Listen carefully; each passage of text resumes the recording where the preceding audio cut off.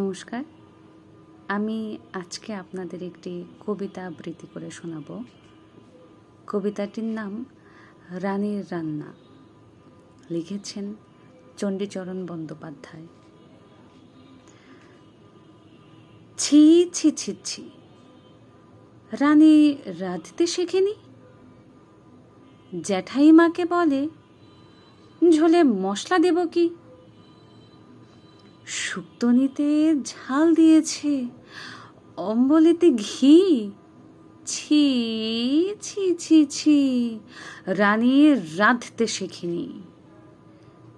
পরমান্ন রেধে বলে, ফ্যান ফেলব কি?